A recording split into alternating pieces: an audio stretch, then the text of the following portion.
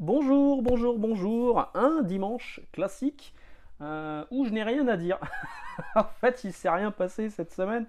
Et en plus de ça, j'ai eu énormément de retard sur mes sorties. Là, au moment où j'enregistre cette vidéo, nous sommes vendredi soir. Les sorties urbaines, c'est le vendredi. Et je n'ai pas reçu mes sorties urbaines de la semaine, à savoir The Plot Holes, le dernier travail de Sean Gordon Murphy. Je voulais vous en parler aujourd'hui, malheureusement ce ne sera pas le cas. Euh, Ça avait été financé sur, je sais plus, Kickstarter, enfin bref, ça a été financé comme ça. C'est sorti aux États-Unis. En France, c'est Urban qui évidemment a rattrapé le projet. Et donc l'édit là, c'est sorti en VF. Je ne sais pas ce que ça donne. Je voulais vraiment le voir, le feuilleter, voir ce que ça donne pour me décider à l'acheter ou pas. Du coup, je voulais vous en parler aujourd'hui. Et là, on va arriver sur des périodes qui sont compliquées pour les fêtes. On approche déjà des fêtes. Mine de rien, Halloween n'est pas encore passé. Qu'on a déjà tout sorti pour Noël. C'est un peu partout, vous verrez. Noël est déjà là, alors qu'Halloween n'est pas encore passé.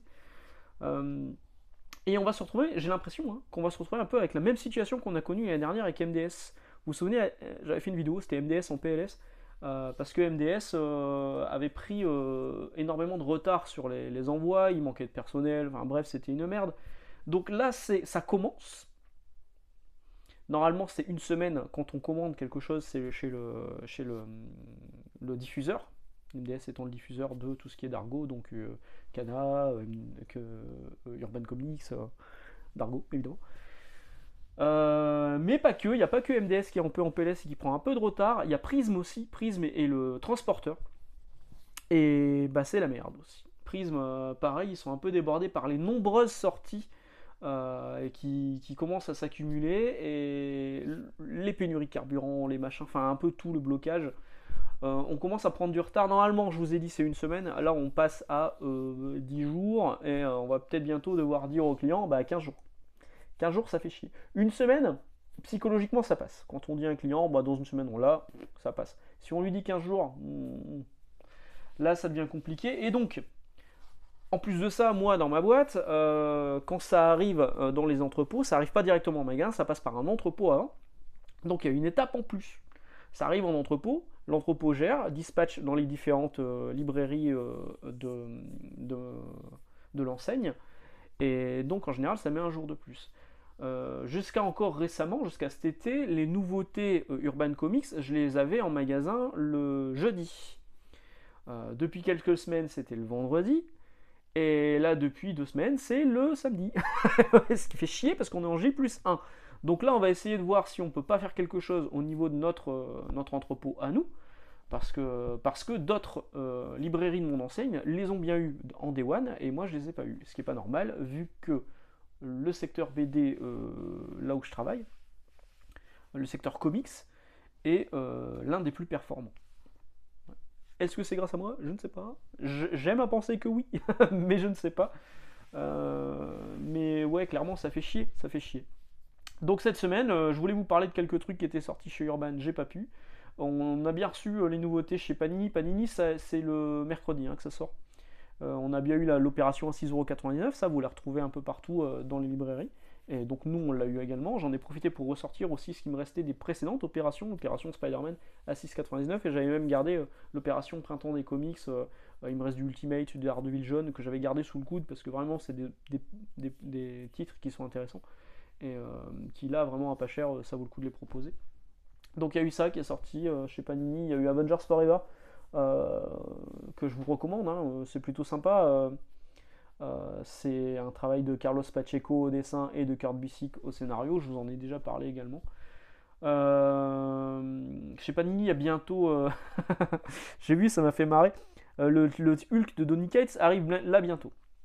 Là, pour le coup, ils vont pas faire comme Thor, ils vont pas attendre de sortir 12 épisodes dans un Deluxe. Ça sort en 100% Marvel à 21€ pour 5 épisodes, je crois. Je sais plus si je l'ai là, le Hulk. Non, je dois être là-bas. On va ranger là-bas. Et donc en VO, ça s'appelle Hulk Smashonaut, parce que c'est Hulk Smash. En français, c'est Hulk écrase. Et ben, ça s'appelle l'écrasonaute. Non pas que ce soit mal traduit, non, là c'est un bon choix. Enfin, c'est un bon choix. C'est un choix logique. Mais ça sonne bizarre quand même. aux États-Unis. Peut-être qu'ils se sont dit que Smashonautes, ça sonnait bizarre aussi.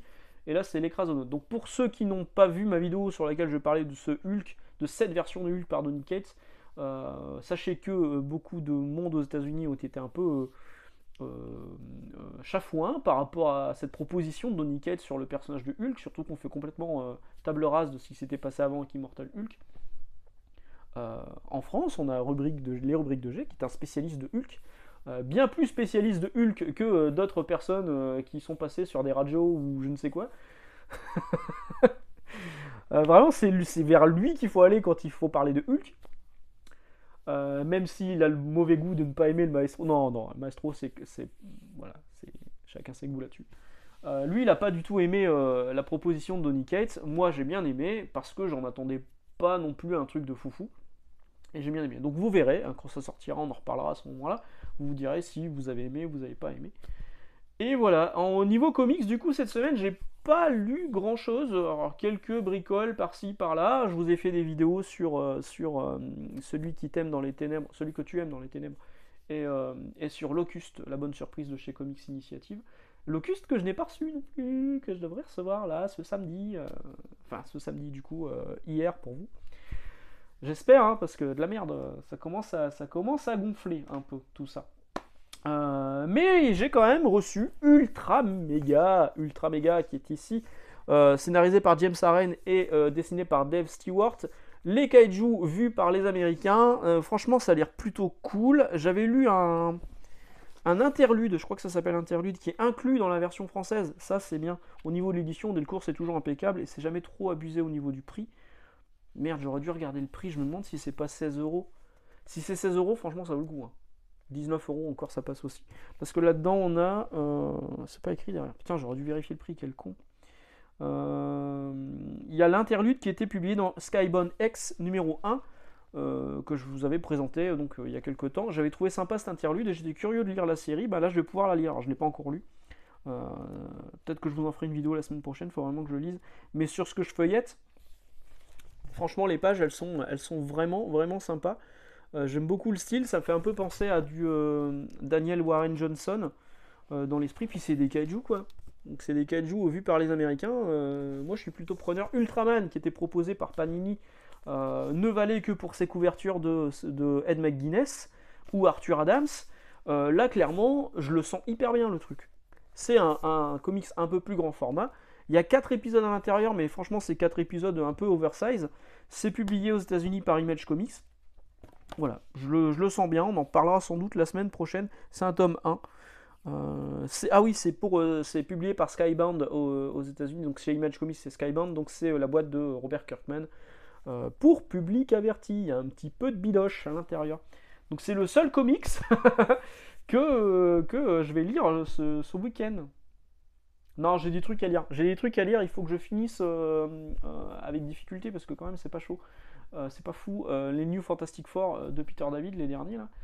Parce que je voulais vous en faire une vidéo. Enfin, faire une vidéo de cette nouvelle série et des New Fantastic Four en global, en général, avec la partie qui était dessinée par Arthur Adams il y a quelques années. L'hommage qui avait été fait pour Mike Wieringo sur New Fantastic Four. Bah bref, j'en ferai une vidéo, il faut juste que je prenne le temps de finir cette mini-série, mais franchement, ça me tombe des mains, Voilà, donc c'est un peu tout pour le comics, je suis vraiment désolé, hein, vous attendez un Free Talk Comics avec des grosses annonces, alors des annonces il y en aura, hein. Urban a déjà annoncé son planning de début de janvier-février de l'année prochaine, vous l'avez sans doute déjà vu passer, j'en ai fait une vidéo. J'en ai pas fait de vidéo. J'avais hésité à en faire une, puis je me suis dit, bon, peut-être pas la peine, on en parlera sans doute un peu plus tard. Par contre, ce qu'ils ont fait, et ça, aujourd'hui, moi j'ai passé les précommandes avec mon diffuseur, mon représentant MDS du coup, pour les prochaines sorties, et il m'a parlé du mois dédié aux auteurs. Alors oui, j'étais au courant du coup, vu qu'Urban en avait un petit peu parlé sur les réseaux sociaux. Urban recherche d'ailleurs, si vous êtes youtubeur ou tiktoker ou machin, recherche des partenaires pour sans doute leur envoyer des services presse. Je me suis pas inscrit parce que Urban et moi on n'est pas forcément hyper copains. Et puis parfois j'arrive à récupérer quand même des services presse par mon diffuseur, donc bon. Je me suis dit que c'était pas la peine, mais si vous avez une chaîne YouTube ou si vous avez un TikTok ou si il y a un truc, il vous demande quand même pas mal de choses, hein. Votre compte TikTok, votre compte Instagram, votre compte YouTube, pour voir si vous êtes éligible à ce genre de partenariat. Donc je vous invite à essayer, hein, si c'est le cas pour vous. Si vous n'avez pas la chance d'être libraire et de pouvoir avoir accès à des emprunts ou à des prêts, des machins comme ça. Oui, donc qu'est-ce que je vous disais? Oui, donc ils vont faire des mois thématiques à partir de l'année prochaine. Donc le premier mois thématique, c'est février, dédié à des auteurs. Et en février, ce sera Chip Zdarsky qui sera mis en avant parce qu'il est sur Batman. Donc Batman redémarre au numéro 1. Batman Infinite s'appellera désormais Batman Dark City, toujours dans l'univers Infinite. Euh, donc il y aura celui-ci, il y aura un Batman aussi, merde, je sais plus le titre, Night, je crois, Batman Night, je crois, sur les origines de Batman, enfin c'est plus focalisé sur Bruce Wayne, il me semble, je l'ai pas lu, hein. C'est du Chip Zdarsky aussi, là par contre c'est un gros volume à 30 balles, le Batman Dark City ce sera 19 €. Et il y aura aussi un récit à part qui n'est pas du tout dans l'univers de Batman par Chip Zdarsky, édité également par Panini. Donc ils vont mettre l'emphase sur Chip Zdarsky sur le mois de février et il y aura d'autres auteurs qui seront mis en avant au fur et à mesure de l'année prochaine chez Urban Comics. Niveau jeux vidéo, on a quand même une semaine qui était plutôt pas dégueulasse. On a eu une annonce d'un nouveau Silent Hill, bien, qui sortirait sur toutes les plateformes celui-ci. Parce qu'il y a aussi un remake de Silent Hill 2 qui est clairement pour moi, hein, le meilleur Silent Hill, qui est vraiment exceptionnel. Moi le premier je l'avais fait sur PS1 et bon déjà je suis team flippette, hein. Moi je peux pas y jouer quand il fait nuit. Et en fait là niveau Chiri dans le froc, ces prochaines semaines, ces prochains mois, Callisto Protocol que mon cher camarade Yannick, mon cher ami, m'offre pour mon anniversaire, Callisto Protocol, qui est fait par un ancien de chez Electronic Arts qui avait bossé sur Dead Space, donc cool. Le remake de Dead Space en janvier, que je suis pas à l'abri de commander également. Et puis ce Silent Hill 2 qui arrive en 2023, exclusivité PS5, celui-ci. Bon, j'ai une PS5. Donc il y a ça, il y a Resident Evil aussi, le remake du 4, Resident Evil, on va dire à la française. Remake du 4, il y a une nouvelle vidéo qui a été présentée cette semaine. Il y a le DLC qui arrive là la semaine prochaine, le DLC du Resident Evil 8 Village, qui a l'air hyper cool aussi. Donc pareil, je vais le prendre. Et donc Team Flippette, ouais. Team Flippette. Donc il y a eu ces grosses annonces là cette semaine, puis 2-3 autres bricoles. Et il y a eu la sortie de Gotham Knights. Gotham Knights. Alors je vais pas vous donner un avis tout de suite. J'ai vu passer pas mal d'avis. Alors on dit tout et n'importe quoi. Le 30 FPS c'est chiant, c'est pas chiant. Franchement c'est pas chiant.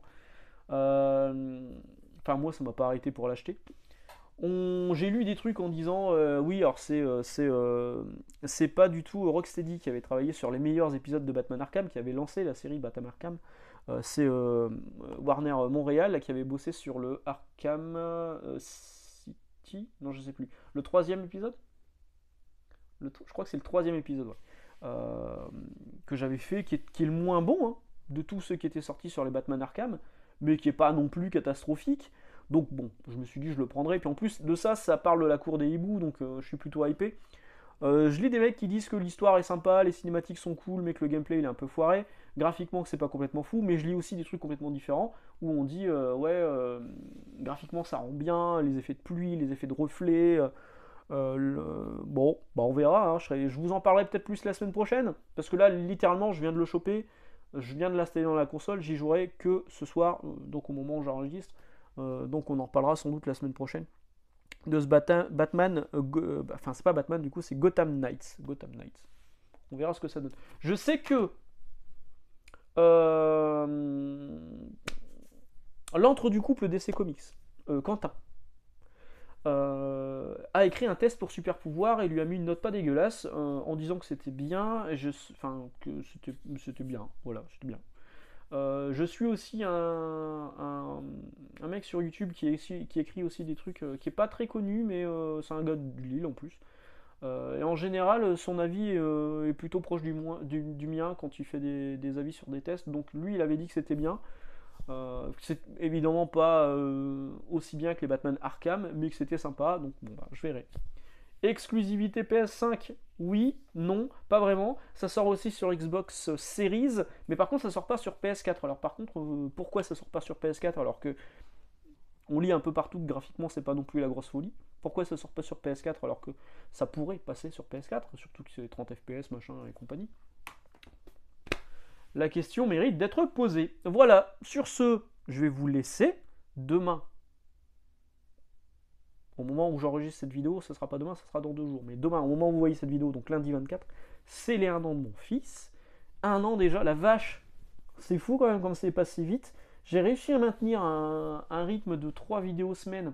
Et je m'en suis même rajouté une 4e là, ces dernières semaines pour le manga. Je suis complètement taré. J'espère que je vais pouvoir continuer comme ça, même si vous savez que les vidéos du jeudi, maintenant, elles sont faites un peu difficilement le mercredi soir. Là, au moment où j'enregistre, j'ai pas de sujet pour mardi, j'ai pas de sujet pour jeudi.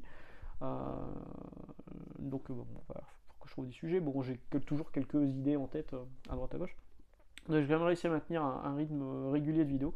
J'espère que je vais pouvoir continuer comme ça sur cette deuxième année d'existence. Enfin, on attaque la deuxième année d'existence de mon fils. Tout va bien, enfin, tout va bien. Broncolite cette semaine. Il avait enchaîné, il était malade, otite, machin. Enfin, ça fait 3 semaines qu'il est malade tout le temps. Margot qui est malade aussi. J'ai eu des jours très compliqués où j'arrivais pas à dormir du tout parce que l'angoisse, machin, tout ça. Et puis, j'ai dormi cette nuit, et ben ça m'a fait du bien. Mine de rien, bonne nuit de sommeil, ça peut tout changer. Voilà, bon, je vais arrêter de vous raconter ma vie. Je vous dis à mardi, si tout va bien, et puis passez une bonne journée, et bon anniversaire à mon petit, et bonne lecture. Ciao!